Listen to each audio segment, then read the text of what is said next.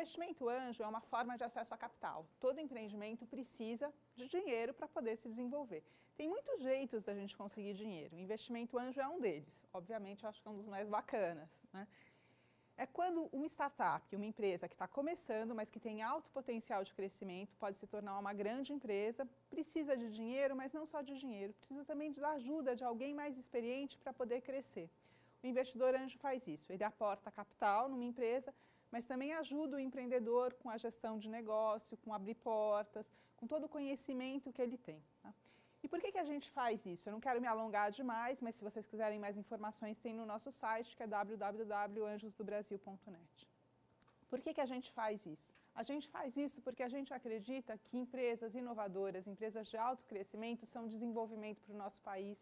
E os números do mundo inteiro mostram que o investimento anjo faz a diferença, sim, para ajudar esses grandes negócios. Então, nós somos uma organização com causa, com a causa do desenvolvimento do Brasil através desse tipo de empresa e do apoio de investimento anjo. Eu vou falar hoje para vocês sobre 10 coisas que nós podemos aprender com a nação empreendedora. Eu estou muito empolgada, né? Eu queria, como a gente está num grupo pequeno, eu até queria deixar perguntas para vocês no meio, mas como a gente está gravando vai ficar complicado, então vou pedir para vocês anotarem e vou deixar um bom tempo para a gente interagir. 1000 startups é o número de startups que você tem em toda a Europa. Europa, Israel e o mesmo número de projetos. Eu tive lá numa visita nesse ano, em maio. Para mim, assim, foi uma coisa incrível, de verdade, acho que eu aprendi muito e mudou muitas coisas como eu via, né? Nós fomos lá com um grupo de investidores anjos e com fundos de investimento, numa missão. Foram 5 dias extremamente intensos, vocês imaginam, foram 28 encontros, 35 pessoas com as quais a gente conversou, foi uma loucura e eu vou tentar sumarizar aqui o que me impactou demais, né? Muitas das coisas que vocês vão ouvir, alguns conceitos são novos, a gente não está acostumado com as palavras no Brasil. Mas muitas outras coisas são conceitos que a gente já conhece. Não é que é novidade, que a gente nunca ouviu falar. Mas a conjunção de tudo isso, como eles montaram, a maneira de construir o apoio aos projetos, aos empreendimentos, é que eu acho que é surpreendente. E muitas dessas coisas a gente pode trazer sim para o Brasil, para fazer uma das coisas que a gente quer muito, que é criar o chamado unicórnio no Brasil. Uma empresa que valha mais do que $1 bilhão. Tem muita gente que diz, a gente não pode construir empresas mundiais no Brasil. Eu acredito firmemente, eu tenho certeza que a gente pode sim, né? Que vocês que estão aqui nessa sala, que as pessoas que forem assistir essa palestra, todas têm condições de criar um grande negócio. Para isso, a gente só precisa transformar algumas coisas, usar o que a gente tem de melhor como brasileiro e corrigir, mudar algumas coisas de rumo para que a gente consiga chegar lá. Então, vamos lá. Eu vou começar com as palavras desse senhor, que é o Yossi Vardi. O Yossi Vardi, ele disse assim para a gente num dos nossos encontros, né?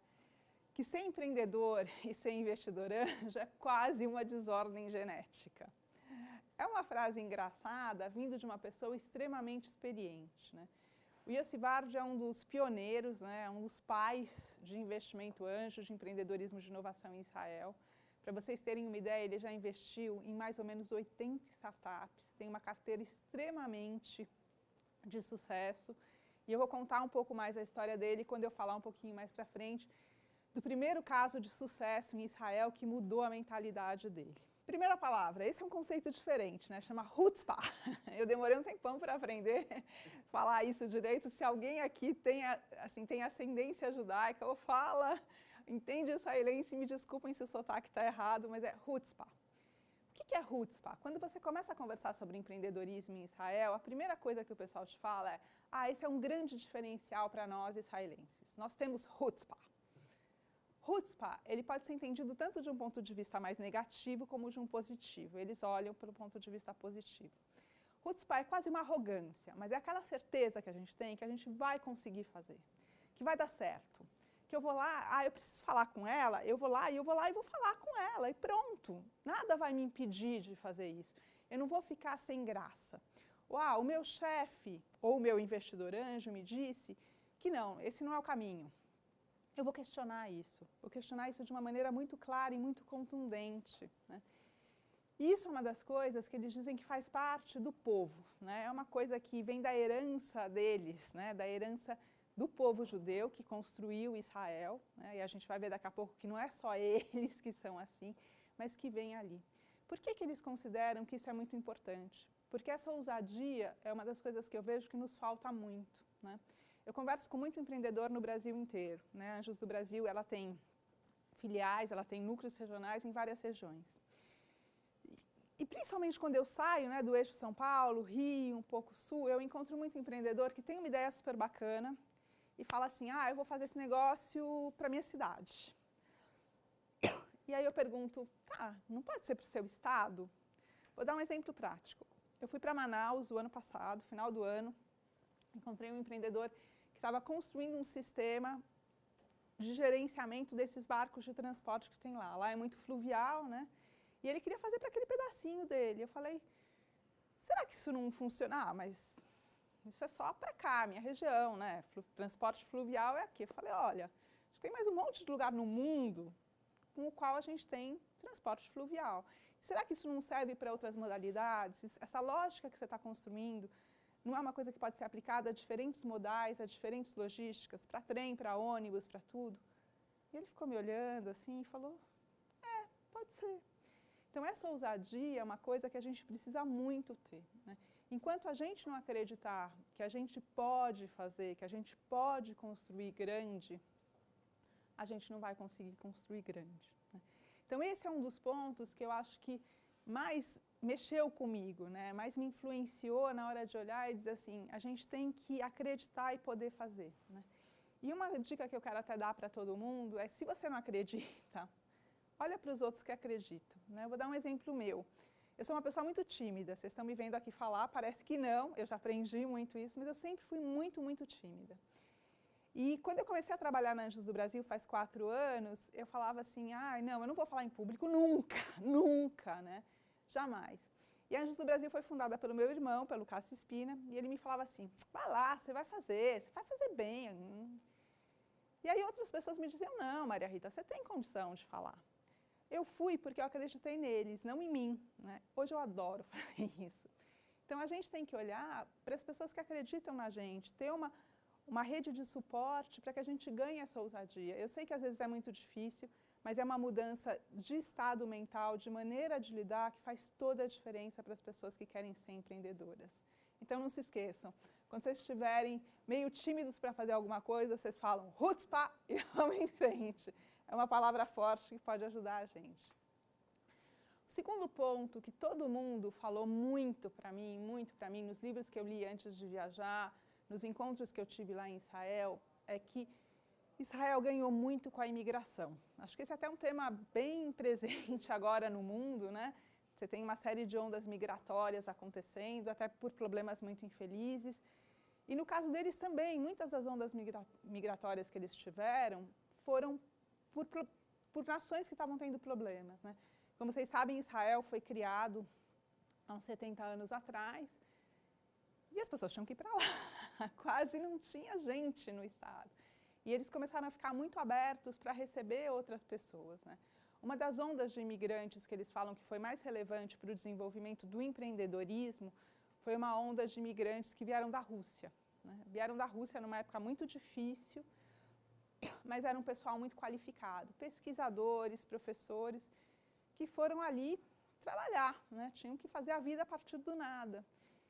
E eles trouxeram duas coisas. Primeiro, uma vontade enorme de fazer, porque eram pessoas que tinham deixado as suas casas, que tinham deixado para trás sem ter nada, né? Só com a bagagem que eles levaram foi o conhecimento deles, então que foram lá para trabalhar, para construir uma vida. E mais do que só isso, eles trouxeram diversidade. Eu acredito muito, já acreditava antes e depois dessa viagem passei a acreditar mais ainda, que diversidade traz muito valor, né? Uma das coisas que a gente sempre fala quando a gente pensa num projeto que pode crescer muito é que você precisa ter uma equipe muito boa. Não faça isso sozinho. Empreender sozinho é muito, muito difícil, né? Por quê? Primeiro porque ninguém é bom em tudo, né? Eu sou muito bom em algumas coisas, sou péssima em outras. Você, eu tenho certeza que é ótimo em algumas coisas e péssimo em outras. Todas as pessoas são assim. E também não busquem só pessoas iguais a gente, né? O empreendedor brasileiro faz muito o quê? Então tá, preciso de mais gente, vou convidar meu amigo. Meu melhor amigo vai ser meu sócio. Claro que é bacana a gente ter um amigo como sócio, mas será que esse sócio ele tem qualidades complementares à sua ou ele só pensa igual a você? Se ele só pensa igual a você, é muito mais difícil você ver algumas nuances e algumas possibilidades diferentes, né? Então, essa onda de migração de Israel, pode ser que a gente tenha no Brasil, pode ser que a gente não tenha, né? O Silicon Valley, que é o primeiro ambiente mais empreendedor do mundo, uma das coisas que eles também têm como característica lá, é que é um ambiente onde a maioria das startups são formadas por estrangeiros. Então, você tem um americano e um cara da Índia, da China, do Paquistão, um brasileiro, tem muito brasileiro lá. E essa diversidade, ela faz com que os projetos possam crescer mais, possam ter uma visão diferente, possam ter competências que ajudem esse projeto a crescer. Então, esse é o segundo ponto que foi muito importante, que foi reforçado lá, né? E a outra coisa que a gente pode agregar muito de diversidade é colocar mulheres no time. Aqui até acho que a gente está bem hoje, né? A maioria das palestras que eu faço e dos ambientes que eu vivo só tem empreendedor homem. A mulher tende a empreender mais em empreendimentos que são na zona de conforto dela, empreendimentos pequenos. E é isso que a gente quer desafiar e fazer com que as mulheres participem. Porque você tem uma série de estatísticas do mundo que mostram que projetos que têm uma mulher na liderança também, não é só projeto de mulher, é um projeto junto, tem muito mais chance de sucesso. Então, quando eles falam de migração, a gente está lendo diversidade, e isso é fundamental. E isso é uma coisa que eu acho que a gente tem muito no Brasil, né? A gente é um povo diferente, a gente viu uma série de ondas migratórias. Então, tem gente de origem japonesa, gente de origem italiana, gente de origens muito diferentes, de formações diferentes, e isso pode ajudar muito a gente a criar um projeto que seja vencedor. O terceiro ponto é um ponto que aí é bem diferente do que a gente tem no Brasil. Um dos livros que eu li, logo quando eu resolvi fazer essa missão para Israel e com essa delegação, foi o Startup Nation, né, que é a nação empreendedora do Dan Senor. E aí ele começou a falar de exército, empreendedorismo, exército, nada que ver, né? Não entendia a conexão.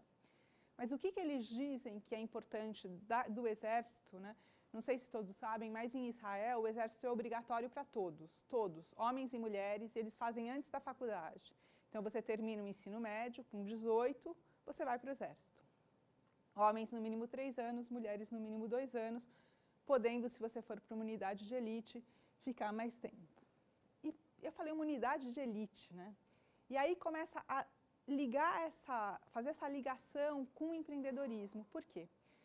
Porque como o exército é uma coisa extremamente importante em Israel, e não vamos entrar na questão de se eles estão certos de ter um exército, se eles estão errados, não quero entrar nisso, mas eles fazem todo um processo de seleção durante toda a escola para que eles possam entender para onde as pessoas vão dentro do exército. Então, as tuas habilidades, as tuas competências, a maneira como você faz as coisas, vem sendo medida ao longo de todo esse tempo. E aí você entra, e aí você fica 3 anos com um grupo de pessoas aprendendo a ser líder. Uma das características também do Exército de Israel, que é bastante diferente da nossa, diferente da americana e de várias outras, é que ele é um exército que tem muito pouca liderança, né? O número de generais, de coronéis, de pessoas de nível mais alto para o de soldados é muito menor do que na média. Eu não tenho os números de cabeça, mas a proporção é muito menor. O que isso quer dizer? Quer dizer que cada soldado tem que tomar decisões extremamente importantes e tem que aprender a lidar com essas decisões. Então, eles estão lá, seja um exercício, né? A gente espera sempre que seja um exercício, mas ele tem que tomar uma decisão se ele vai para cá ou se ele vai para lá. Ele não vai ter tempo e não vai ter um oficial superior para ele perguntar. Então, essa coisa que a gente pensa, né, da regra de comando do exército, lá é muito menos, é muito mais fluida, né? E eles aprendem a tomar decisão além de conviver com esse grupo. E aí você liga de novo com aquela primeira coisa que eu falei, né, de chutzpah, e você vê que as coisas vão casando, né, que elas fazem muito sentido. Então, na hora que a gente pensa nessas 3 primeiros pontos, né, chutzpah, imigração e exército, eu acho que, a partir disso, eu queria compartilhar com vocês, isso aqui foi um painel de investidores anjos, são 4 investidores anjos, eu estou aqui, ó, eis-me a mim. Perguntei tudo que eu podia para eles, quase monopolizei a atenção, e um deles vem para o Brasil ano que vem, esse aqui, ó, esse mais gordinho e tal. Eu perguntei para eles assim, juntando tudo isso, quais são as principais características do empreendedor? E eu fiz uma lista do que eles me disseram e eu achei surpreendente juntando tudo isso. Quais são as qualidades que eles me disseram que são mais relevantes para um empreendedor? Autenticidade, dignidade, paixão, persistência e sabedoria. Não sei se vocês ficaram meio intrigados com isso, mas eu na hora fiquei, né? Fiquei pensando e falei, não tem nenhuma característica técnica, né? A gente normalmente pensa muito na competência técnica, né? O cara que sabe fazer um produto ou um serviço incrível. Eles não falaram isso. É claro que a competência técnica é importante, mas se você olhar aqui, é aquilo que os americanos chamam de soft skills, né? São qualidades de personalidade. E aí eu comecei a ver que faz muito sentido com tudo isso que eles estavam falando, com os 3 pontos que eles começaram falando, e não só eles, todo mundo que eu falei em Israel falou desses 3 pontos, né? Chutzpah, exército e imigração. Isso aqui significa que você vai ter a condição de empreender e empreender grande. Eu sempre tenho dito assim, todo mundo que já me ouviu falar sabe que eu falo, empreender é muito difícil, né? É muito difícil. E eu quero citar até um texto que é do Movimento Empreenda, que é um movimento das pequenas empresas, grandes negócios que a gente apoia, e eles sempre fazem um manifesto. Queria convidar vocês a ler todos os manifestos, porque são muito bons. E num deles, o título do manifesto era "O empreendedor brasileiro é um herói". E aí elas completam, mas não devia ser. E aí elas explicam por que a gente não devia ser um herói, porque a gente tem que ter condições melhores de empreender. E tudo isso é verdade. Mas aí, na hora que a gente pensa, é difícil empreender, é difícil empreender. E por que isso aqui faz a diferença? Porque é o que mantém a gente no caminho, apesar das adversidades, né? Se você quer ficar na tua zona de conforto, não empreenda. Vai fazer outra coisa da vida, porque não vai dar certo. Agora, se você quer empreender e empreender grande, pensando em criar realmente um negócio, que seja um negócio mundial, um negócio que possa valer bilhões, que possa impactar a vida e resolver o problema de muitas pessoas, você tem que olhar para isso e dizer, isso é o primordial, o que eu não posso perder em momento nenhum. Eu não posso deixar de ser quem eu sou. Eu não posso perder os meus valores. Ao mesmo tempo, eu tenho que ter resiliência, quer dizer, eu tenho que ter a capacidade de cair, levantar e continuar, de aprender com as coisas que eu errei e de seguir adiante. Eu tenho que ter paixão pelo que eu faço. Eu não conheço, e eu tenho conhecido muitos empreendedores, nenhum empreendedor que tenha conseguido construir um produto ou um serviço incrível que não seja apaixonado, né? O pessoal da Endeavor sempre fala, né? Brilho no olho e faca nos dentes. É isso que eles estão querendo dizer. Aquela vontade. Se você está fazendo algum negócio que você acha que não é muito relevante, não faz. Para hoje. A vida de todo mundo é muito importante para a gente perder tempo fazendo uma coisa que não vai impactar um monte de gente, que não vai fazer a gente muito feliz, né? Estranho falar disso, eu podia estar falando de ferramentas de gestão. Isso tudo é fundamental, você vai ter que saber, vai ter que aprender, e você tem muitos lugares, como o próprio Senac, para aprender isso. Mas se você não tiver esse passo atrás, o resto não vai resolver sozinho. A gente tem que olhar para a gente mesmo, olhar para as pessoas que estão empreendendo com a gente e conseguir ter essas qualidades todas. Vamos seguir. E aí eu acho que é um ponto fundamental. E é o ponto que a gente mais peca no Brasil. Eu já falei isso um pouco no começo, né? O empreendedor israelense pensa global. Ele pensa no mundo. Até porque Israel tem 8 milhões de habitantes, né? Você vai fazer um negócio para atingir 8 milhões de pessoas? Não dá, é muito pouco, né? A grande São Paulo, a gente está o quê? Batendo 20 milhões já, né? O Brasil tem quanto? 200 milhões de habitantes. Isso, que pode ser incrível para a gente, é um problema, porque a gente acha que o nosso mercado é suficiente. E na hora que a gente acha que o nosso mercado é suficiente, a gente não tem a postura mental, o mindset, a maneira de olhar e dizer assim, eu vou para o mundo. Eu vou conseguir conquistar. E ao mesmo tempo, a gente não se prepara para isso, né? A gente tem que se preparar para isso. Você tem que falar inglês. Você quer conquistar o mundo? Você tem que falar inglês. Vem para a escola de inglês. Não tem outro jeito. Não dá para ser um inglês meia boca, né? Você pode ter sotaque, eu tenho um sotaque horrível em inglês, horrível, vocês não têm ideia, é horroroso, eu odeio ele. Mas todo mundo me entende, eu consigo me comunicar bem, eu entendo o que todo mundo fala, consigo dizer o que eu preciso. Isso é fundamental, né? Começa hoje a aprender isso. Você tem que conseguir fazer isso. Isso é uma forma de olhar o mundo, é uma forma de olhar e dizer, o meu negócio não vai ser para o meu bairro, não vai ser para a minha cidade, ele vai ser para o mundo. E aí você começa a se preparar e a pagar o preço. Uma das frases que eu tenho ouvido recentemente, eu ouvi essa no Brasil, não foi lá em Israel, mas que eu tenho buscado compartilhar muito é: as pessoas, os empreendedores que constroem as empresas, eles acham que eles são, no meu mundo é CEO, né? Tipo, o empreendedor ficou chique, né? Ele não é mais diretor, ele é CEO. E eles acham que eles são CEO por direito divino. Lembra os reis por direito divino da escola? O empreendedor também é CEO por direito divino. Ele fundou a empresa, ele tem o direito de ser o presidente da empresa. Ele é o dono da empresa, ele vai ser o presidente da empresa. Só que, gente, conforme uma empresa cresce, e eu estou falando de empresas que crescem muito, você precisa aprender coisas novas. Ou você se prepara, ou você não vai mais ser o CEO da empresa.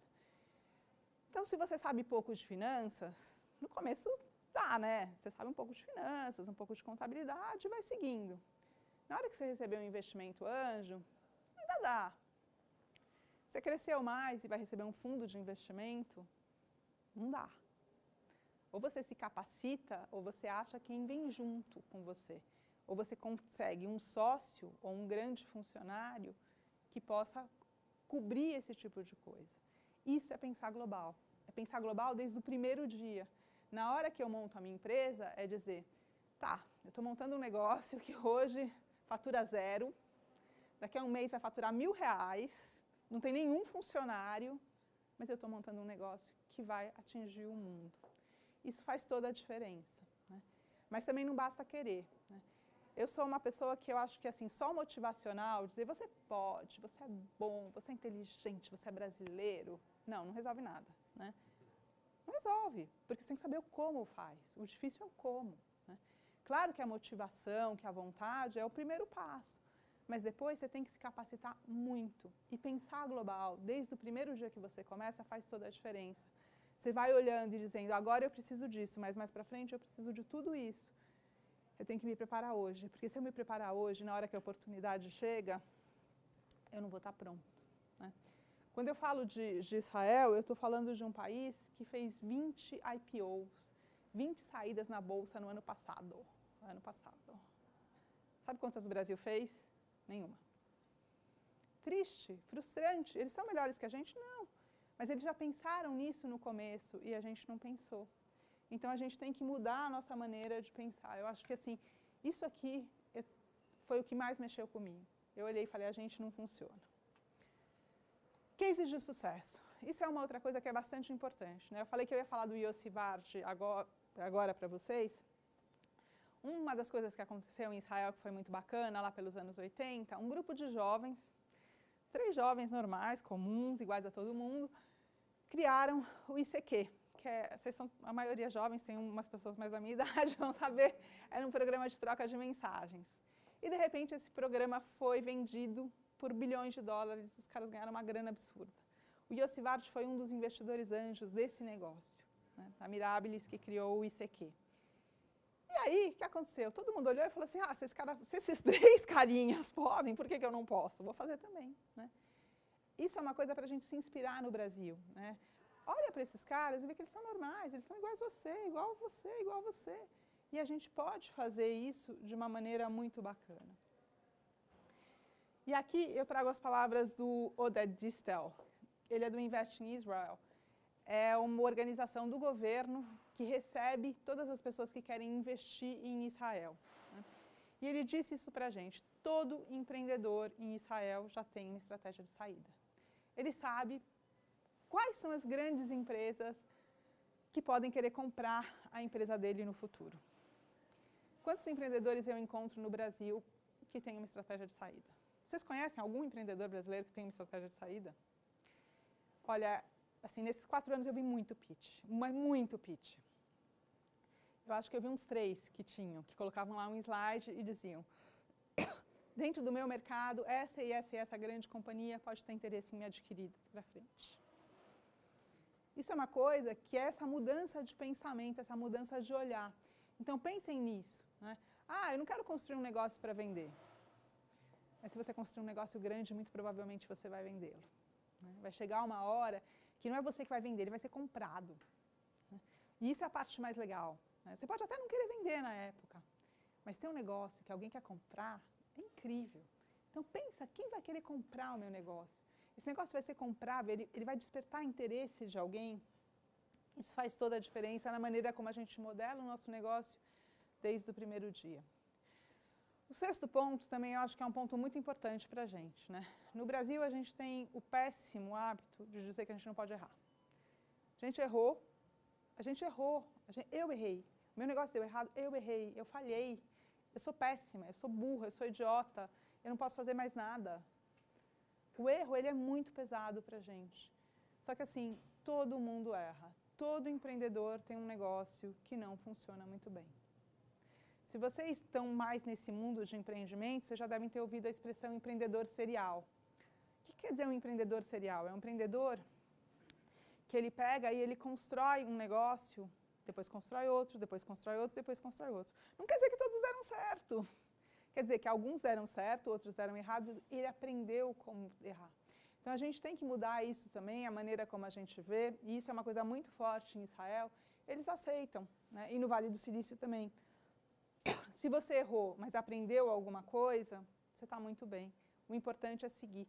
E a gente tem que ter essa postura muito mais tolerante, no bom sentido da palavra, com todas as pessoas que nos cercam. O sétimo ponto que eu quero aprender para vocês é que fomento é função de todos, né? Uma das coisas que mais me impressionou em Israel é que todo mundo é responsável pelo ecossistema de empreendedorismo e de inovação.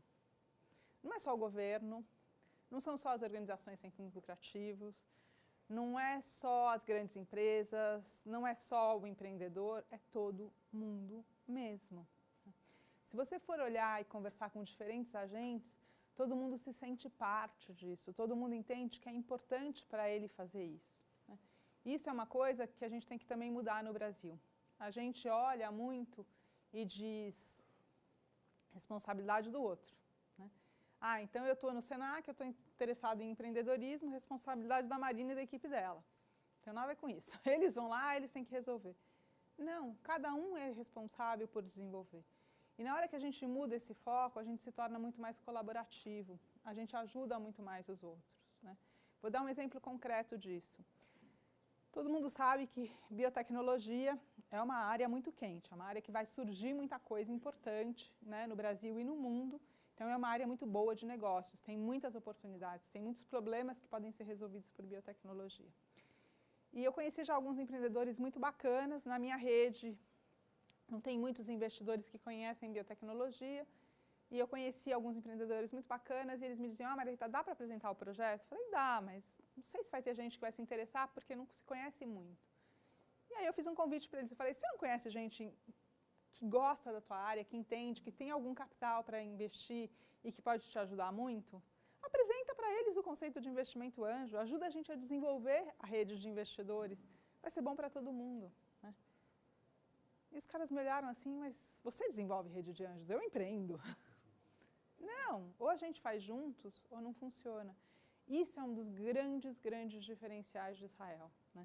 É claro que eles têm uma coordenação muito maior entre as entidades, né? Dentro do governo você tem um cara que é o cientista-chefe, é engraçado porque ele é um cara de mercado, né? O termo é esse, o cargo dele é cientista-chefe, mas ele é uma pessoa que vem de mercado, que coordena muito as ações, né? Mas todo mundo faz parte, todo mundo participa. Outra coisa que é fundamental em Israel e que a gente pode ajudar a mudar no Brasil é a questão da relação das universidades e a transferência de tecnologia, né?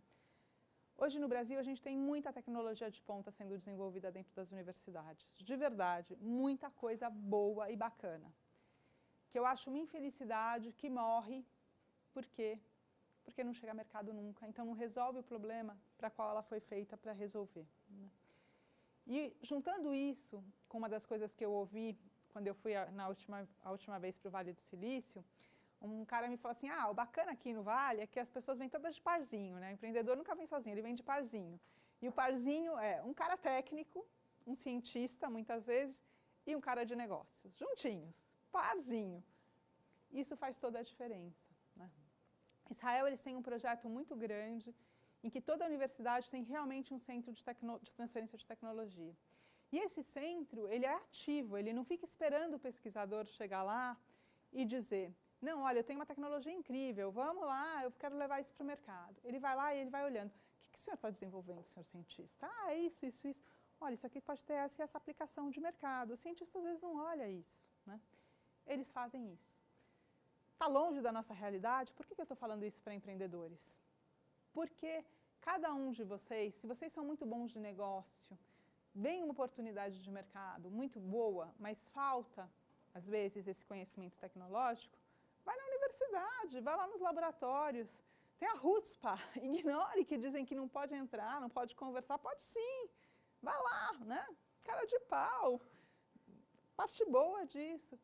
Encontre um pesquisador, vê, ajuda, cria essa conexão, né? Fomento é responsabilidade de todo mundo, a gente não tem que ficar esperando o reitor da universidade criar um departamento de transferência de tecnologia. Não, a gente pode fazer. E aí a gente vai parar de ver mais do mesmo no Brasil. O que é ver mais do mesmo, né? Eu vou em muita competição de universidade, né? Concursos de negócios de universidade, para poder fazer banca e não sei o quê. Universidade sempre tem um projeto que é um aplicativo para diminuir a fila da balada. É um problema mesmo para quem está na universidade, que sai de balada, tem fila, é chato ficar na fila na hora de pagar, né? Todos têm. Isso é um negócio de verdade? Acho que não muito, né? Isso é o que eu chamo de mais do mesmo, né? É a onda de paleteria. Nada contra, né, a paleta, mas vira uma onda, todo mundo acha que aquilo... Não, vamos fazer um pouco diferente, vamos pensar em coisas diferentes, vamos aproveitar o que a gente tem em termos de potencial para realmente resolver bons problemas. Negócios grandes, negócios de classe mundial só existem quando eles resolvem problemas grandes, problemas que existem no mundo inteiro, e problemas reais. E fora isso, é um prazer gigantesco na hora que você resolve um problema real. Você está fazendo diferença para o mundo, diferença para a sociedade. Isso é muito bacana, isso traz aquela paixão que está lá no começo. E aqui, eu acho que eu trouxe essa frase do Uri Adoni, que é de um fundo que chama JVP, que é Jerusalem Inventory Partners, para poder dizer exatamente isso, né? Ele fala que entender a inovação é entender o conceito. Nem sempre é preciso entender a tecnologia. Por que eu trouxe essa frase? Porque eu falei, vá lá na universidade, encontre um pesquisador. E às vezes a gente fala assim, mas eu não sei nem o que falar para ele, eu não entendo o suficiente da tecnologia. Ele vai começar a me explicar umas coisas técnicas e eu vou me perder. Olha o que esse cara está, num fundo, de extremo sucesso, dizendo. Você precisa entender o conceito, você precisa entender o mercado. O detalhe, cada um entende. O pesquisador entende o suficiente, você não precisa entender isso, né? Então, a gente pode sim fazer. Se eles estão fazendo, por que a gente não pode? Chegando mais perto do final, uma outra coisa que me intrigou muito e que continua me intrigando, eu não tenho uma resposta para isso, é que outra explicação que eles dão muito, né? Porque a gente perguntou para todo mundo e não precisa nem perguntar, eles adoram falar isso em Israel. Por que Israel se tornou uma nação empreendedora, né? E eles falam, olha, a gente tem muita diversidade, né? A gente está aqui num país que não tem nada de recurso natural, era uma terra onde você não plantava nada, não dava nada. No começo eles começaram plantando laranja com irrigação artificial. A gente está cercado de inimigos, ninguém gosta da gente aqui em volta. Só a diversidade. Isso forçou-nos a ser uma nação empreendedora, nos forçou a empreender. Eu ainda acho isso complicado de entender, porque a gente sabe de muitos outros lugares no mundo que só tem a diversidade também e não conseguem ultrapassar, dar o salto, né? Eu acho que eles só conseguem dar o salto por conta daquelas outras características que a gente viu antes, porque eles souberam aproveitar tudo isso e fazer uma oportunidade. E aí eu olho para o nosso amado Brasil e falo, cara, a gente tem tanto, a gente pode muito mais, então, porque a gente tem uma quantidade de recursos naturais incrível. A gente tem uma população enorme e super capaz, super habilitada. A gente tem tudo para dar certo. Então, a gente não precisa não ter a diversidade. Pensa, se eles com a diversidade e persistência tiveram uma oportunidade incrível, a gente, com todos os recursos que a gente tem e persistência, o que vai dar aqui, né? É só a gente dar um salto a mais. trazer as palavras do Chemi Peres. Ele é do Pitango, ele é filho do Shimon Peres, né, do grande presidente de Israel. Ele construiu esse fundo, que é o Pitango, nos primórdios de Israel, acreditando que o capital de risco, né, que o capital empreendedor, que o venture capital, podia fazer toda a diferença. E é até engraçado, ele fez uma palestra assim, emocionante, né? As pessoas que foram comigo, eu falo que elas fizeram bullying comigo no final, porque elas falavam assim, você quase chorou, né, Maria Rita? Não sei. Mas eu realmente fiquei muito emocionada com tudo que ele falou, porque ele compartilhou uma visão de passado e de futuro e de como o venture capital, o capital empreendedor, ajudou Israel a se desenvolver, né? E ele diz assim que o capital faz o mundo girar e dados fazem o mundo acelerar. Quando ele quer dizer isso, ele está querendo dizer que hoje a internet trouxe tantas oportunidades para os empreendedores que você precisa muito menos de capital do que você precisava antes para criar grandes empresas. Se você tem um bom negócio, hoje com as ferramentas que você tem dentro da internet para desenvolver um site, para desenvolver um aplicativo, para acessar clientes no mundo inteiro, se o teu caso é um produto, fazem com que você consiga testar a tua ideia de uma maneira muito rápida, muito barata. Então, tudo isso está acelerando muito e a gente não pode perder esse timing. Então, uma das coisas que eu acho que é mais importante nessa fala dele é dizer, você quer fazer? Faz. E é agora. E dá para fazer e você consegue fazer. Chegando no meu último ponto, na hora que eu junto tudo isso, eu tinha escrito 9 pontos para vocês, fiquei pensando, qual é o 10º? Como que eu fecho tudo isso? Eu acho que a coisa mais importante que eu vi lá em Israel são conexões. As pessoas estão conectadas. Todos eles sempre me disseram assim, olha, eles falam, a gente é uma comunidade muito pequena, né? Então, você consegue chegar em qualquer um de maneira muito fácil. Você consegue chegar nas pessoas. No Silicon Valley é a mesma coisa que eu escuto. Você consegue chegar nas pessoas de uma maneira muito fácil. Então, eu acho que se a gente junta tudo isso, de tudo que eu aprendi em Israel, e que realmente mudou a minha maneira de olhar o capital empreendedor no Brasil e empreendedorismo, é que a gente precisa criar conexões. A gente precisa conhecer as pessoas, a gente precisa ir atrás de criar todo tipo de conexão para que a gente tenha apoio para o nosso negócio, né? Como que a gente faz isso? Participando do ecossistema. É fazer o que vocês estão fazendo aqui hoje, né? É estar aqui. E é se conhecer uns aos outros, né? Eu acho que qualquer lugar que a gente vai, a gente tem que procurar 2 coisas. Qualquer evento que eu monto, qualquer ação que eu faço, tudo que eu faço dentro do Anjos do Brasil, eu penso em 2 coisas. A primeira delas é qualidade de conhecimento, né? A gente precisa trazer conteúdo de qualidade, a gente precisa buscar conteúdo de qualidade. E a segunda é networking, é relacionamento, são conexões. E a gente tem uma dificuldade disso ainda muitas vezes no Brasil. A gente sai de um evento, a gente não troca cartão com ninguém.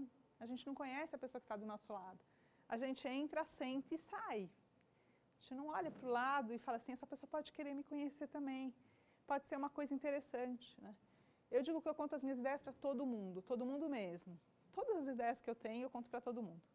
Por quê? Primeiro que eu sou uma pessoa normal, comunzérrima. Então eu tenho certeza que eu nunca tive uma ideia criativa no mundo, na vida.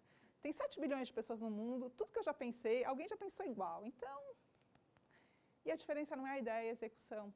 Mas com isso, eu tenho recebido muito apoio. A gente sempre fala na Anjos do Brasil. Anjos do Brasil tem 4 anos, é uma ONG, foi construída muito despretensiosamente. Quando meu irmão fundou, ele nunca imaginou que ela ia se tornar referência em investimento anjo. Ela só chegou onde chegou porque teve muito apoio. E por que tem muito apoio? Porque a gente vai lá e pede, a gente vai lá e pergunta, a gente vai lá e conversa. Então, acho que criar conexões é fundamental para o empreendedor. Capacitação, aprender a fazer as coisas bem feitas, não achar que só porque você começou um negócio você vai ter todas as qualidades para seguir lá. Ter uma equipe que te ajude a fazer isso, que trabalhe junto e criar conexões. E aí a gente vai fazer toda a diferença para a gente ter um empreendimento, né? E aqui eu termino, acho que é meu último slide, com essa frase do Roy Carty, que é da Initial Capital. Esse é um fundo de investimento bacana, porque ele é um fundo que também está no Brasil, né? O Initial Capital está no Brasil, eles fizeram até um co-investimento com meu irmão num negócio. E então é um fundo Israel-Brasil, é bem bacana. E uma das coisas que o Roy disse é que assim, o empreendedor de Israel ele nunca vem sozinho. né? Vocês lembram que lá no Vale do Silício eu falei que ele vem de parzinho com o pesquisador, o técnico e o cara de negócio. Mas aqui ele colocou mais coisa. Ele tem advogado, contador, ele já vem com uma série de conexões que são relevantes. Por que isso é importante? Porque a gente está falando de empresas de classe mundial, empresas que querem ir para o mundo. Se você quer construir uma padaria, e eu sempre dou o exemplo de padaria, porque padaria é um baita de um bom negócio. Eu adoro padaria, acho que é um negócio incrível. Mas se você quer construir uma padaria, um contador pequeno vai funcionar, né? Agora, se você quer construir o Facebook, o Uber, né? Vamos pegar o Uber agora, a polêmica. Você vai precisar de um cara, de um contador, de um advogado, muito, muito melhor. E a gente tem que parar de achar, eu sou pequeno, não tenho acesso. Tem muita gente bacana, tem muitas empresas e muitos escritórios, seja de contabilidade, de advocacia, de todos os outros serviços que você precisa, e tem muitos outros sistemas de orientação de muita qualidade para que você construa desde o dia zero um negócio preparado para crescer, um negócio que esteja pronto para crescer. Então, a gente precisa criar essas conexões entre empreendedores, entre entidades, entre prestadores de serviço, para que a gente consiga realmente construir uma coisa bem bacana. Tem mais um. Que esse é do cientista-chefe, do Avi Hasson, acho que é assim que fala o nome dele, e ele diz que no mundo da inovação nada é mais importante do que a colaboração. Gente, eu acredito muito nisso. No meu dicionário não existe a palavra competição. Não existe mesmo, de verdade. Porque quem está pensando em competição, está pensando no outro, está se preocupando com outro negócio, está gastando toda a sua energia ali. Quem está pensando em colaboração vai construir um negócio que vai receber muito apoio, muita ajuda e que vai fazer com que as coisas cresçam, com que o mercado seja muito maior, né? Então, quer criar uma empresa inovadora? Crie uma empresa colaborativa. Colaborativa dentro da empresa, com as pessoas que trabalham nela, com os sócios, com o mercado, com o teu cliente. Isso faz uma diferença gigantesca na hora que a gente vai empreender e criar grandes empresas. Agora que eu terminei, antes de agradecer, eu só quero dizer uma coisa, né? Pode parecer estranho eu falar assim, o Brasil, Brasil, Brasil. Eu só falo isso porque eu adoro o nosso país. E eu realmente acho que a gente tem muito potencial para conseguir fazer algumas coisas. Mas não adianta a gente ser ingênuo e dizer com que a gente vai dar. Não dá, né? Não está dando. A gente tem que dar um passo além, a gente tem que mudar a mentalidade. E isso começa de cada um de nós. Começa comigo, começa com você, com você, com você, com você, com você, com você, com você, né?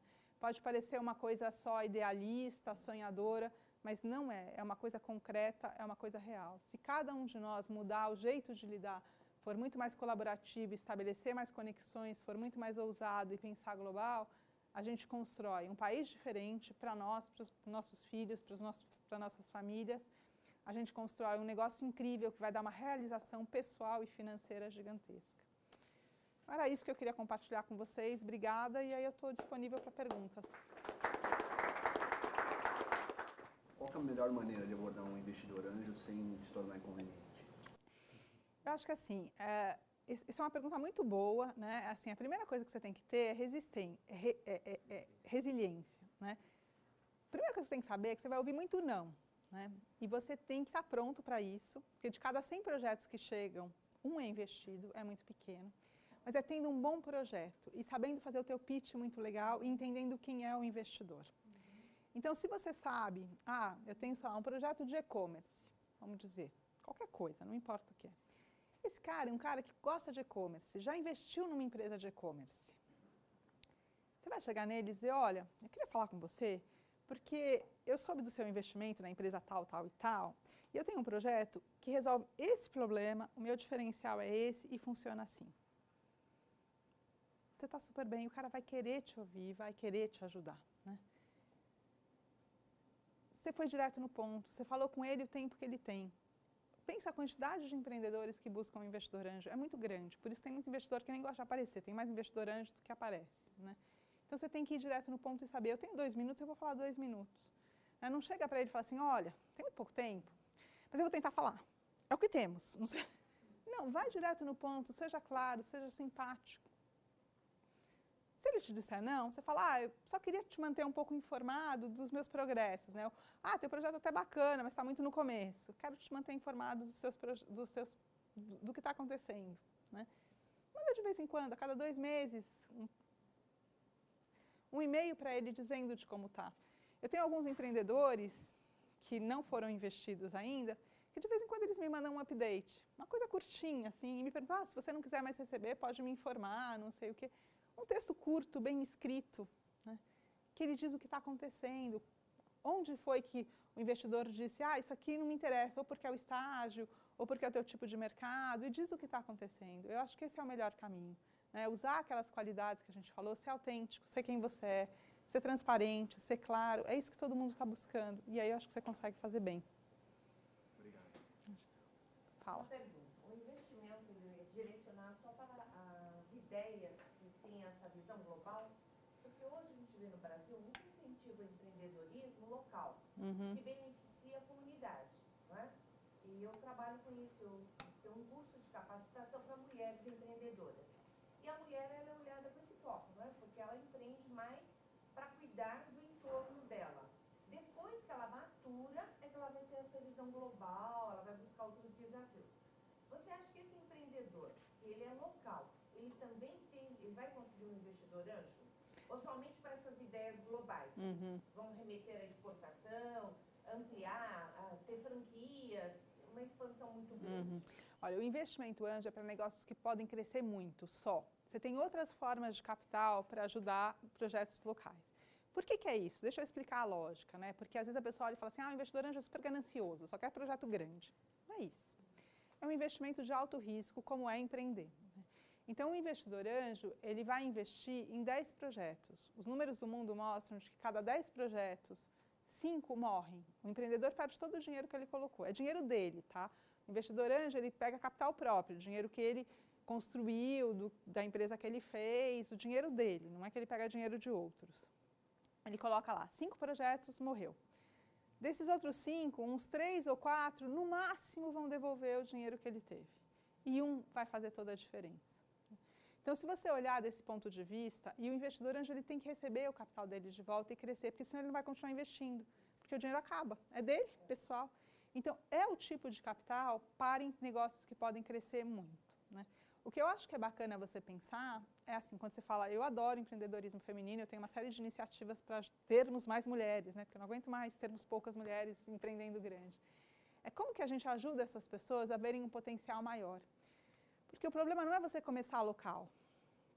É o que você olha, que eu posso crescer, que eu posso escalar, né? Então, você tem que olhar isso. Eu acho que se você tem ainda um trabalho que ajuda mulheres a ver, por que não olhar para elas isso, que elas podem fazer, que elas podem já pensar desde o começo, eu vou fazer um negócio gigantesco, se querem, ninguém é obrigado a fazer um negócio grande. Mas às vezes a gente não faz porque a gente não tem perspectiva, a gente não sabe que pode, né? E para esse outro tipo de negócio, eu acho que você precisa buscar outras fontes de acesso a capital, né? Você tem muitos tipos de dinheiro. Eu falo que dinheiro tem muito, dinheiro não é tudo igual. A gente acha que dinheiro é tudo igual, mas não é de tudo igual. Tem microcrédito, tem dinheiro de fomento das FAPESPs, tem o PIP da FINEP. Depende muito do que você vai desenvolver, né? Você tem até alguns projetos, né? Algumas fundações que ajudam, que aportam capital para projetos que são de desenvolvimento. Então, você tem que entender qual é a diferença, né? Se é um negócio local, não é investimento anjo, não adianta nem buscar, porque você só vai ouvir não, é frustrante. Se é um negócio que começou local, mas tem chance de crescer, aí funciona. Posso emendar a segunda pergunta? Pode. Se tudo isso acontece, existe uma obrigatoriedade, entre aspas, do empreendedor dele querer crescer? Por exemplo, eu vejo muita gente que não quer crescer, ela empreende não só por oportunidade, mas por necessidade, né? Dois juntos, mas ela não quer crescer muito, ela quer ter aquele negócio dela administrável por ela. Quando aquilo começa a tomar forma, que exige, por exemplo, mais pessoas, uma gestão, né, participativa com administrador, advogado, contador, enfim, ela, principalmente a mulher, né, eu falo da mulher, ela fica um pouco receosa, porque ela não quer abrir mão da família, das outras atribuições que ela tem como mulher, né, porque ela acha que vai haver prejuízo das outras dela como mulher. Então, assim, é errado ela não querer? Nada é errado, né? A gente pode querer o que a gente quer na vida. Eu acho que não tem nada de errado. Mas eu acho que essa é uma questão que eu sou apaixonada por isso. Eu acho que assim, a mulher, ela pensa nisso e realmente ela empreende de conforto, empreende pequeno, não cresce no trabalho também. Você sabe que assim, hoje as mulheres, você tem até a faixa média de gerente, você tem um número de mulheres equivalentes ao de homem, não tem diretora. E aí o pessoal sempre me diz assim, a mulher não quer. ela quer cuidar da família, que ela quer cuidar disso e não sei o quê. Eu acho que a gente tem que mudar o modo como a gente olha a sociedade. Por que cargas d'água, a responsabilidade de cuidar da família é só da mulher? Não é do companheiro, da família estendida, da comunidade? Aí a gente começa a criar condições para mudar isso tudo, né? Então, se a pessoa realmente quer ficar pequeno, eu não tenho nada contra. Eu acho que a maioria das pessoas querem ficar pequeno porque elas não veem condições de crescer e de transformar os negócios, né? E aí eu acho que essa questão assim, a gente tem que mudar a base, a maneira como a gente vê isso para que as mulheres tenham oportunidades de crescer muito mais. E só para finalizar isso, eu tenho dito isso, assim, ó, dizem que as mulheres não querem crescer mais por causa disso tudo. E aí eu falo assim, olha, existe um dado no mundo, isso é um dado real, que é as mulheres ganham 30% a menos do que os homens fazendo um cargo equivalente. Mulher quer ganhar menos? Alguém é capaz de me dizer que a mulher não quer ganhar igual ou mais? Não é. Então, assim, não é uma questão só de querer. Eu acho que é uma questão de que as condições da sociedade que nós mulheres também criamos e deixamos acontecer não permitem que a gente mude, né? Então, não é uma mudança só que o homem tem que mudar a forma como ele olha. A gente, como mulher, tem que mudar, o homem tem que mudar, para a gente ter uma sociedade que é muito mais colaborativa e que vai permitir cada um atingir o seu potencial. Por que eu acho triste quando você tem uma solução incrível para um problema incrível e ele fica desse tamaninho? Porque ele atende aqui, ó. Podia atender todo mundo. Imagina, fala. Maria Rita, sobre sua apresentação, você falou no começo que você mudou alguns conceitos. Eu queria saber o que era antes e o que mudou, né? Isso eu queria entender na cabeça, o que você pensava sobre esse empreendedorismo, está falando desses conceitos, e o que ficou hoje já sabemos, mas o que era antes? Qual desses conceitos mudou? Eu acho que assim, não é uma mudança radical, no sentido de que eu pensava uma coisa completamente diferente, mas, por exemplo, eu valorizava muito mais o mercado nacional, né?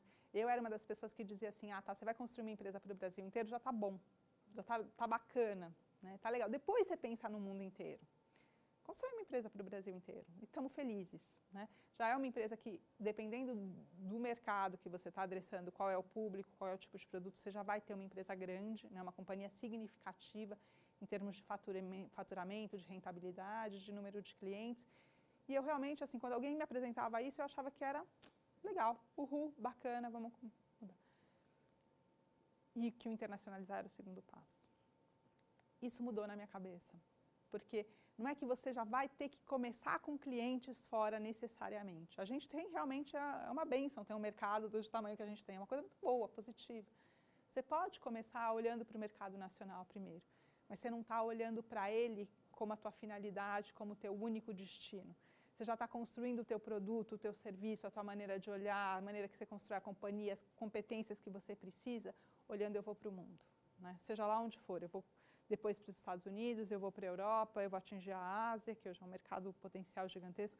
Você já está olhando isso e construindo isso. Eu acho que assim, a grande mudança para mim foi essa, né? Mais do que tudo, acho que as outras coisas foram pontuais, mas isso assim para mim realmente mudou a maneira como eu olho o empreendimento, como eu olho o que o investidor anjo tem que ver desde o primeiro dia, né? Acho que foi essa grande guinada e isso muda todo o resto, né? Posso mandar uma? Manda bala. Tem alguém que quer falar? Pode falar. Eu conheço um pouco da nação, né, Uhum. de Israel, e eu não vi na tua apresentação uma questão que eu acho um ponto crucial, que inclusive nós estamos aqui num prédio disso, que é a educação, né?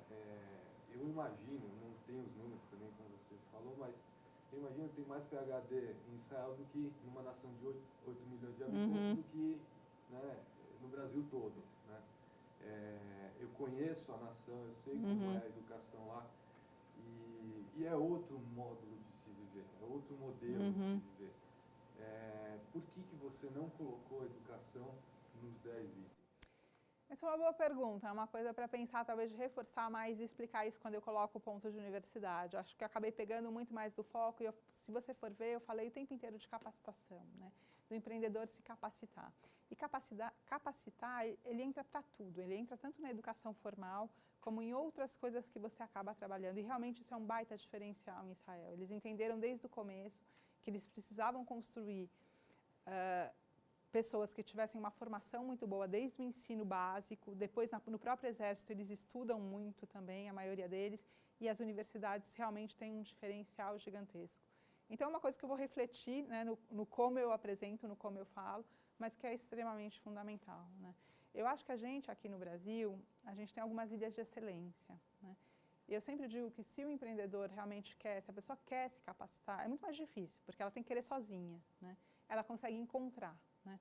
Seja fazendo universidade, seja curso, seja o próprio Senac, que tem um monte de coisa incrível, a gente desvaloriza muita coisa boa que a gente tem também no Brasil. A gente só vê o pedaço ruim e esquece que a gente tem muita coisa boa. Qual que é o grande problema? A pessoa tem que fazer um esforço gigantesco, porque ela tem que querer, ela tem que ir atrás, ela tem que descobrir, e lá não. Então você tem toda a razão, assim, a universidade lá ela é um ponto fundamental, eles investiram pesado nisso, né? Eles têm uma coisa que a gente não tem no Brasil, que os americanos também têm, que é o fato da sociedade toda participar para ajudar isso. Então, uma boa parte das universidades deles, no começo, receberam muito aporte de outros judeus de fora, que mandaram dinheiro para eles conseguirem fazer isso. Israel não nasceu como uma nação rica, né? É importante a gente dizer isso, não nasceu com muito dinheiro. Então, é uma coisa fundamental. Eu acho que, assim, é muito importante, é muito relevante. E a gente também tem uma responsabilidade, eu sempre digo que a gente é privilegiado, né? Eu sou uma pessoa privilegiada, não porque eu seja rica, eu não sou, tá? Mas porque eu tive uma família boa, eu pude estudar, eu pude ir até a universidade. Isso é um privilégio no Brasil, privilégio, né? Vocês que estão aqui, vocês são privilegiados. E a gente tem uma responsabilidade que a gente esquece, que é de colaborar e de dar de volta para isso, né? Eu estudei na USP. Gente, eu amo a USP, eu vou para lá e fico feliz. Mas eu olho, a calçada está quebrada, o banco está quebrado, né? Tudo, assim, não tem como, não tem equipamento, a cadeira é ruim de sentar. Quem é responsável? Todos os alunos da USP também, eu também, né? Então, acho que assim, a gente tem que mudar e você tem toda a razão, assim, a universidade lá foi fundamental para que a gente consiga fazer isso. E só para emendar, outra coisa que eu não falei que é fundamental, que eles reforçaram muito, que nunca dá para falar tudo, é a participação de algumas grandes corporações, né? Então, assim, a Microsoft, a Intel, todo mundo tem centros de pesquisa e desenvolvimento, não é só produção lá, pesquisa e desenvolvimento lá. E isso faz uma diferença gigantesca. Então, poder atrair esse tipo de empresa para o Brasil, para fazer pesquisa e desenvolvimento, junta tudo. Ou seja, é uma engrenagem muito cheia de pecinhas, né? E a gente tem que todo mundo colaborar para que isso tudo aconteça. Fala. Nesse momento de crise que a gente está vivendo, a gente percebe que as empresas chegam, algumas vezes no cenário corporativo, com uma solicitação de fazer com que a ponta tenha um sentimento de dono. De que a gestão também seja entregue por eles. E você fala que o fomento é a função de todos. Mas o empreendedor, eu tive contato durante algum tempo de consultoria, que muitas vezes você indica caminhos, mas o empreendedor ele tem um comportamento de centralização, ele não quer dividir. Ele muitas vezes, como a amiga disse, ele muitas vezes não quer crescer. Ou ele tem medo de crescer porque ele tem que delegar. Como é que você vê isso? Como você poderia contar para a gente caminhos? Isso para mim é um tema meio complicado, porque quando a gente mexe com investimento anjo, na verdade eu estou buscando empreendedores que já têm essa vontade de crescer, de se transformar. Eu não acho que eu sou a melhor pessoa para dizer como você pega um empreendedor que não tem isso e consegue transformar. Porque o que eu busco sempre, né, o que a gente busca dentro de investimento anjo é identificar quem é o cara que já tem essas qualidades, né? Então eu vou trocar algumas ideias, vou dizer algumas coisas que eu acho que funcionam, né? Eu acho que a primeira coisa que a gente precisaria mudar é começar a ensinar a empreender desde pequeno. A gente não sabe empreender, né? A gente não sabe. A gente não aprendeu, ninguém achou que isso era legal. Na época que eu estudei, ser empreendedor era uma coisa... Hoje está cheio de glamour, né? Ninguém sabe que é duro pra caramba, mas está cheio de glamour. Mas quando eu comecei ainda era uma porcaria, né? Ser empreendedor era quem não conseguiu trabalho bom. Essa é a realidade. Então, eu acho que assim, a gente tem que começar a mudar um pouco essa maneira de olhar. Vai demorar tempo, né? Eu não sei como você pega uma pessoa adulta e transforma isso dentro dela, né? Acho que tem gente que sabe fazer isso muito melhor, não é minha expertise. Mas eu acho que o grande caminho é a gente começar isso com as crianças ensinar eles a empreender desde o jardim da infância, a mudar esse formato. Porque assim, você não precisa empreender, não é só criar uma empresa, você pode empreender dentro da empresa que você trabalha. Eu conheço muita gente que trabalha em grandes empresas que é super empreendedor, cria coisas novas, né? Tá ali sempre buscando oportunidades, soluções diferentes. Eu acho que esse é o grande caminho. Eu acho que tem a ver também com a cultura de que você tem que esconder o negócio. As pessoas são, desde a história, né, diz que aqueles que empreendem têm um bom negócio, ele procura fechar, tanto que mentoria vem disso, né? A pessoa levava alguém para a casa dela para ensinar aquele trabalho dela, para ficar aquele segredo na família. E isso dificulta mesmo ele abrir, ele dar espaço, ele dividir essa informação, ele quer reter informação com ele. É o tesouro dele, ele acha que essa informação é um tesouro. Quando ela acabou de falar também na palestra que não é. Exato. Que não é ideia, é a operação, sem dúvida. É a forma como ele vai fazer aquilo executar. Então, acho que tem muito mais a ver com essa cultura. Nós temos um DNA ainda muito carregado desses valores patriarcais, etc, etc. Desculpa, eu só... Não, acho ótimo essa ideia. Exatamente o que você falar, no sentido de, ao invés de compartilhar, eu penso na concorrência. Eu me defendo da concorrência e eu penso na inovação. É isso mesmo. Eu vi um vídeo essa semana, recentemente, que você tem que validar o seu modelo de negócio. E a única maneira de você validar o seu modelo de negócio é você contando para outras pessoas. E aí você se questiona, pô, mas se eu contar para outras pessoas, ele vai copiar meu modelo de negócio. Quantas vezes a gente não escuta? Eu mesmo me questionei quando eu tive uma ideia. E aí eu parei e pensei, eu falei assim, bom, se alguém copiar a minha ideia e ele fizer melhor do que eu, o mérito é de quem? É meu ou é dele? E o que é de ruim com concorrência? Exatamente. Então, a gente, embasado do segmento da meritocracia, que eu acho que é o que falta para o Brasil, um pouco de meritocracia, a gente acreditar na meritocracia, você tem que saber que o seu desempenho tem que ser o melhor, independente se tiver 10 concorrentes. Faça o seu melhor, fale para pessoas que vão agregar. Então, eu achei legal o insight dela, interessante.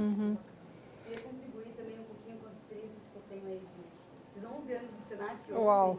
quase praticamente esses 11 anos trabalhando com o tema empreendedorismo, e acho que duas questões fundamentais para essa discussão: uma é o empoderamento, né, seja de homens ou mulheres, e daí não falando só de gêneros, mas principalmente para mulheres, porque a mulher muitas vezes ela não acredita nela, no potencial dela, e por isso tá bom do jeito que está, né? Se ela vê no salão de cabeleireiro ali, está suficiente.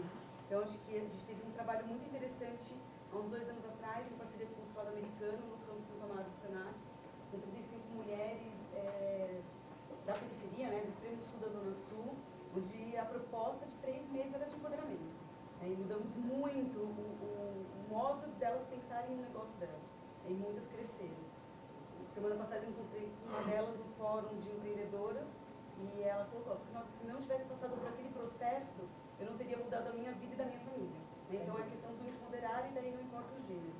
E com relação a não contar a ideia, né, acho que isso a gente escuta muito. A Senac tem uma competição de empreendedorismo e inovação, e eu escuto isso há 10 anos, né, eu não posso contar a minha ideia. Mas como você não pode, né, conta pra mim, vou te ajudar. Não, minha ideia é tão boa, que não posso contar. Ou então, desculpa, eu não vou poder te ajudar, né, eu não vou poder te ajudar, os professores não vão poder te ajudar, a sociedade não vai poder te ajudar, porque a ideia é tão boa que você não vai contar pra ninguém, você não vai pôr ela em prática.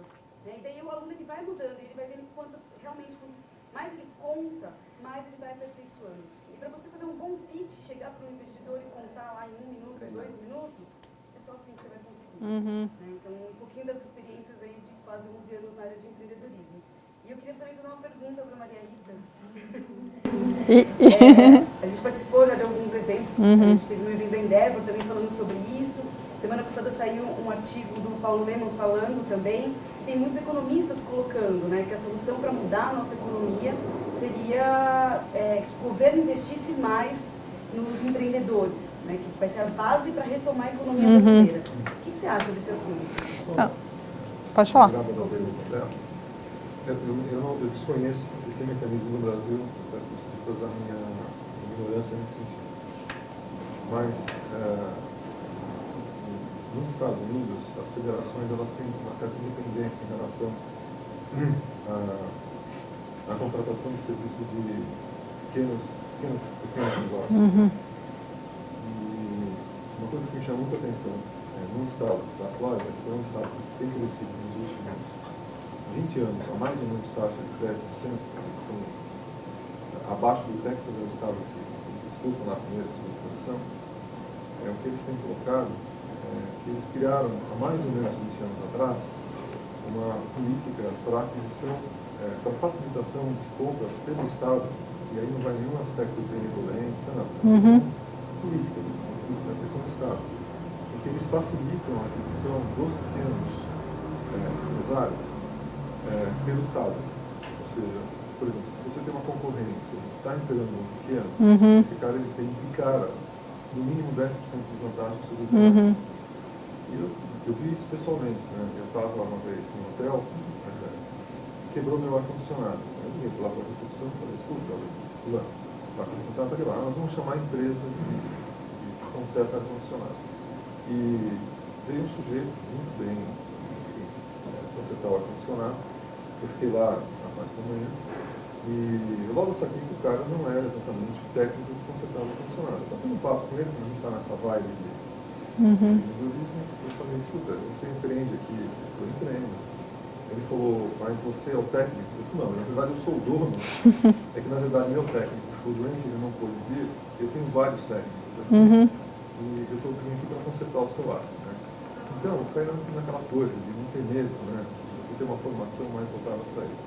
Você acha que essa questão do Estado, que a gente falou na cultura marina, ele pode ser um veículo, né, de transformação? Porque a gente vai em algumas escolas, a gente participa de algumas coisas e é uma coisa assim, eu não consigo compreender muito bem o papel do Estado no Brasil em relação à questão do empreendedor.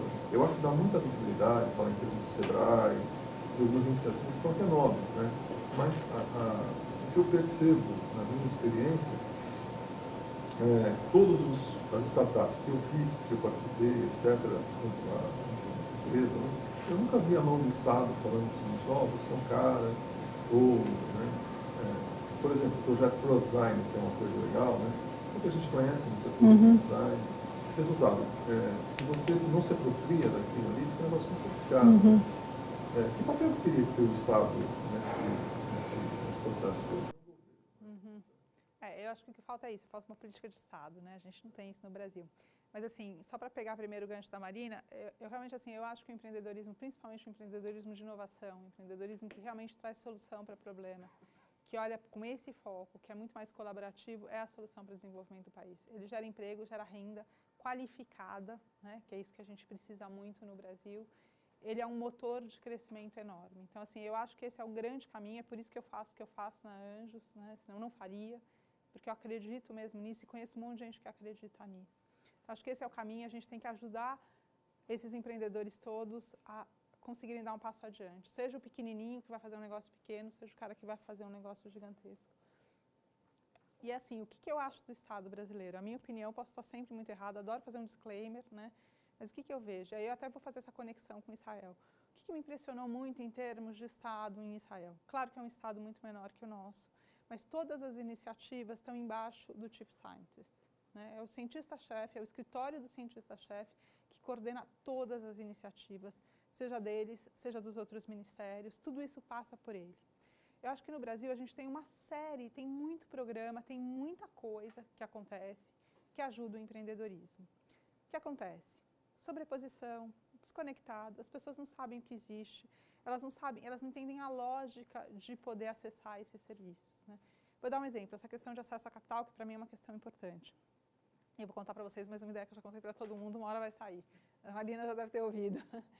Eu acho que assim, você tem muitas formas de acesso à capital no Brasil, muitas mesmo, desde microcrédito, empréstimo bancário, fomento, capital de risco, que as pessoas não entendem, não sabem usar, acessam errado, usam mal, se estouram por causa disso, porque não entendem a lógica e não sabem quem pode ter ajuda. Eu já ouvi de muito empreendedor que eu falo, cara, mas isso aqui você está fazendo P&D, vai buscar um dinheiro do PIP, um dinheiro da FAPESP, da FAP, qualquer coisa do teu estado. E o cara fala, não, isso é muito complicado, muito burocrático. Ele não sabe que tem gente dentro das próprias FAPs que ajuda ele a escrever o projeto.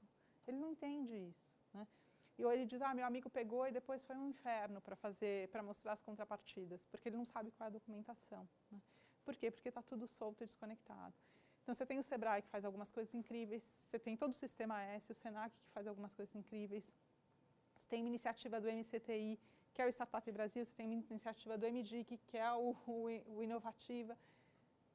pessoas se conversam muito pouco, né? Existe muita gente tentando fazer isso. Mas eu acho que o grande problema do Brasil é que isso, assim, está tudo solto, desconectado, uma tonelada de ministérios e de organismos e de prefeituras. E vamos ser sinceros, qual que é um dos grandes problemas da gente enquanto povo também? Isso é meu. Né? Não é só no empreendedorismo, é no governo também. Isso é meu programa, é meu projeto, é meu, eu não vou fazer. E aí rola, assim, um ego e um orgulho muito grande que você não compartilha, não divide, não diz. Se você está fazendo isso, você faz. Eu vou te ajudar, eu vou fazer outra coisa. Né? Eu acho isso a gente tem que mudar. Mas como que isso muda? Eu acho que tem duas coisas. Assim, nesses anos, eu comecei a conversar com o governo de uma maneira diferente. Né? E eu encontrei muita gente muito boa nas áreas técnicas do governo. De verdade, gente capacitada, gente inteligente, gente bem informada, gente querendo fazer bem e buscando tudo isso. A gente tem que empoderar como sociedade civil essas pessoas, ajudá-los a fazer isso, buscar dentro do que a gente pode vontade política e colocar pressão como cidadão mesmo, para que a gente consiga mudar isso.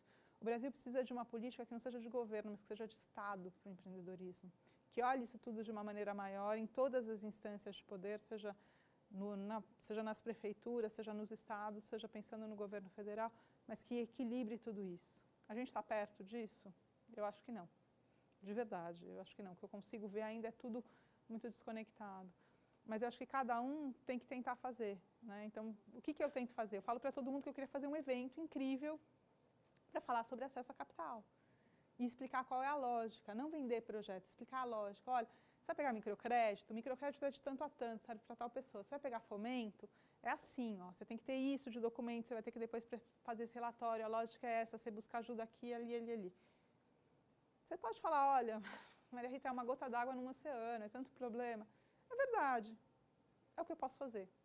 Se eu fizer, se você fizer, se você fizer, se você fizer, se você fizer, se você fizer, eu acho que a gente vai conseguir fazer isso. Né? Falta coordenação para o nosso governo, mais do que recurso, mais do que bons projetos, que eu, sinceramente, eu acredito que tem. Mas eles não se falam e as pessoas não conhecem, não sabem e fica tudo perdido.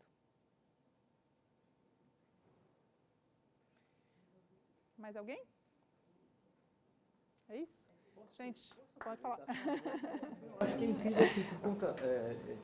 Eu vim porque eu pude, hoje nem sempre eu posso estar presente nas apresentações, mas é incrível a aderência da sua fala com a nossa proposta dessa unidade, especificamente. Eu acho que você sabe do que eu estou falando, né? Por isso que a Marina me trouxe para cá. Você acha que ela não é esperta? É incrível. Por que eu estou falando isso, gente?